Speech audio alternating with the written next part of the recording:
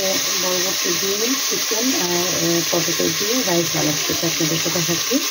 নিরামিষে কিছু জনপ্রিয় খাবার। আমি এর মধ্যে আপনার গোলমরিচ দিয়ে দিলাম, এবার একটু কিছু কাঁচা জিরে দিব, সেন্ট হয়, সেন্টটা খুব ভালো লাগছে, একটু জিরে দিয়ে দিলাম। আস্তে আস্তে কমাই দিবেন, জিরা দেওয়া আস্তে আস্তে একটু কমাই দিবেন, হালকা কমাই দিয়ে হালকা করে গোলাপি হবে যখন পেঁয়াজটা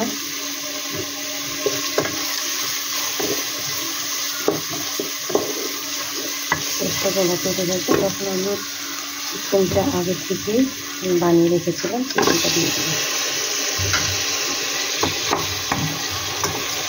চিকেনটা দেওয়ার পরে একটু নাড়াচাড়া করে, যেহেতু আমি আগে থেকে সব রেডি করে রেখেছিলাম, এই জন্য আমি আর কী করবো না, কিন্তু আমি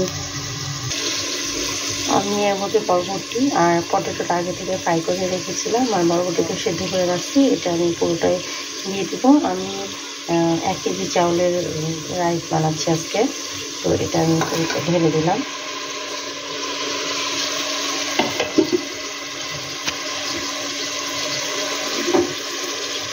হালকা আছে রাখবেন, তাহলে জিনিসটা একটু ভালো হবে। দিয়ে আমি এর মধ্যে জিরা গুঁড়া, ধনের গুঁড়া, কাঁচা মরিচের গুঁড়া, হলুদ আর লবণ আর পাঁচফোড়নের মশলা, এটা মিক্স করে রেখেছিলাম, এটা আমি পুরোটা ঢেলে দিলাম। আগে থেকে সবগুলো ফ্রাই করে রাখছি, এটা বেশিক্ষণ সময় লাগবে না এটা ফ্রাই করতে, এটা আমরা কিছুক্ষণ ফ্রাই করি। আমাদের চিকেনটা এইরকম কালার আসবে, একটু হালকা পানিটা আমি একটু ভেজে নেব, মানে একটু সিদ্ধ করে নেব, হালকা ফ্লেমে রেখে ঢাকন রেখে দেওয়ার পরে এটা আমি একটু আমাদের ফ্লেমটা কমাই দিয়ে নাড়তে থাকবে। দ্বিতীয় অবস্থায় এটা খুব সুন্দর একটা কালার চলে আসছে। আমাদের বরবটি, পটেটো আর চিকেন দিয়ে আমি একটা রাইস বানাচ্ছি। আমি যে চালটা আগে থেকে করে রেখেছিলাম, এটাকে আমি দিয়ে দিলাম,